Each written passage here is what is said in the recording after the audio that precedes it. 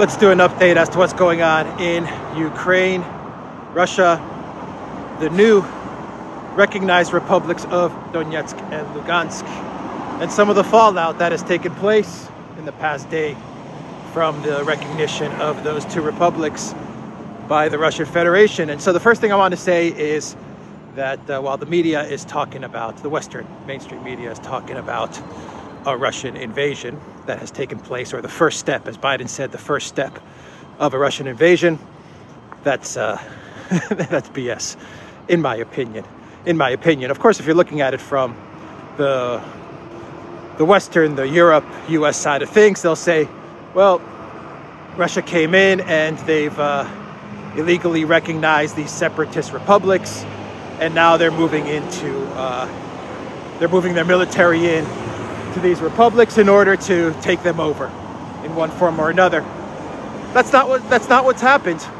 And the simple truth of it is the simple truth. Let's say the simple genius of the move that was made was that the Russian Federation, Putin and his team at the Kremlin, the Security Council, what they did is they said, look, in order to stop all the shelling and the possibility of a conflict getting out of hand, in order to stop the Ukraine army's push to try and enter East Ukraine and to goad us, as Russia, to goad us into a larger military offensive, a military action, what we need to do is we need to simply just recognize these separatist republics.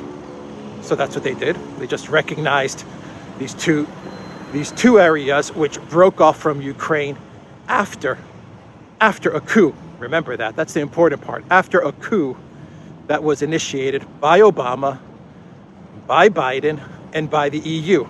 Never forget that these republics didn't break off from Ukraine just because they woke up one morning and said, you know what, we don't want to be part of Ukraine anymore. That's not what's happened. The government, the democratically elected government, was overthrown by Obama, by Biden, and by the European Union, and a puppet government was put in place of which those two republics did not recognize, and they said, we don't want any part of this. The same holds true for Crimea. They said, you know what, we voted for one guy, Yanukovych, and these foreigners, these foreign forces came in and overthrew the guy that we voted for, and the guy that is our democratically elected president, and we don't recognize this, so we want out. And that's what they did. And so the simple genius of the move that Russia made was, you know what, we're going to recognize these two republics, Donetsk and Lugansk, as sovereign nations. And immediately Donetsk and Lugansk said, you know what, Russia, now that we're being recognized as sovereign nations, can you guys come in and help us to stop the shelling from the Ukraine military? And that's exactly what happened.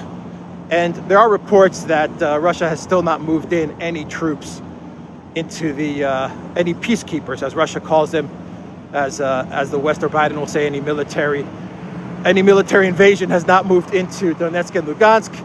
So depending on which side you're on will depend on how you phrase the next step. Anyway, from the Russian perspective, they're saying they haven't moved in any peacekeepers into Donetsk and Lugansk yet.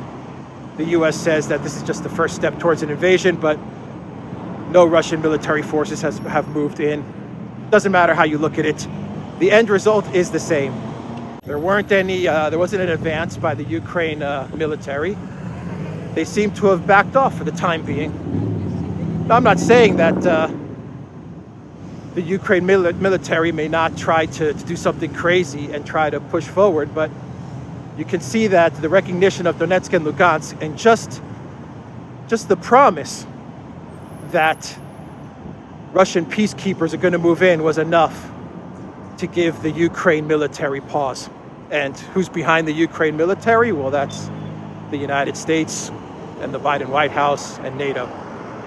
So they said, whoa, stop the offensive against Donetsk and Lugansk. Put a pause in that. We have about 60,000 troops trying to push through the contact line. Stop it. Let's reassess what's happening here. So, very, very short term, you can already start to see the effects and the payoff of Russia's move to recognize Donetsk and Lugansk. The other point that I want to make goes back to the video that I did yesterday where I talked about Nord Stream 2 and how Germany is going to cancel Nord Stream 2 and how the US is saying that Nord Stream 2 has now been canceled. And so they accomplished that one goal. But now you're seeing the German politicians, Annalena Baerbock, to be more precise, came out with a statement and said that Nord Stream 2 is on hold. So they're starting to change the wording with regards to the Nord Stream 2 cancellation. Now they're starting to refer to it as Nord Stream 2 being on hold. And I think that just confirms what I was saying in my video yesterday, that the plan that Germany has decided to take is that they are going to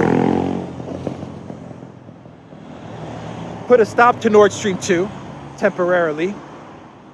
They're going to absorb economic pain that their industry is going to undergo from the cancellation of Nord Stream 2.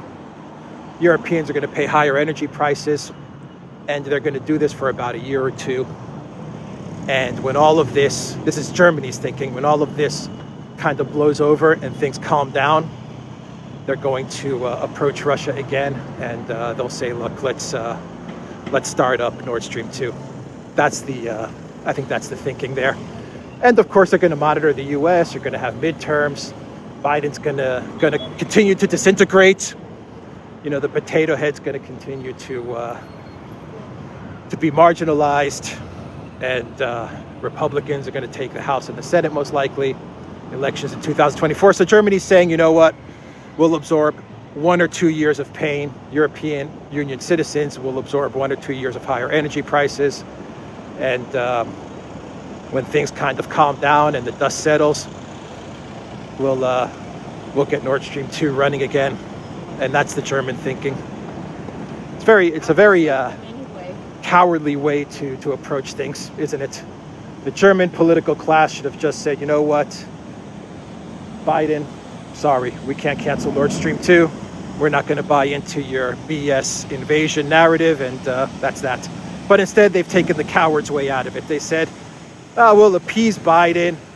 We'll go through a year or two of pain. We won't say that Nord Stream 2 is canceled. We'll just say that we're putting it on hold. And we'll revisit the issue once all of this hysteria settles and once Biden starts to leave the political stage. So that's what's going on with Nord Stream 2. And I think that's it. I think those are the updates that I want to talk about, to be quite honest. I can't think of anything else. Right now I'm in Sindagma, Constitution Square. Early morning in Athens, Greece. And the Greeks they're not really paying attention to the Ukraine thing, to be quite honest. Everyone's got their own problems, and I think people in the US are thinking along the same lines. And the real story is the tyranny in Canada, the dictatorship of Justin Trudeau, and Freeland. Freeland has kind of emerged from the shadows. I mean, not for Canadians. On the world stage, people are starting to see and to hear Freeland, and we're seeing the emergence of an authoritarian regime in Canada. And so anyway, that's the video, everybody. If I think of anything else that I want to say on this, I'll do another video update. theduran.locals.com. Take care.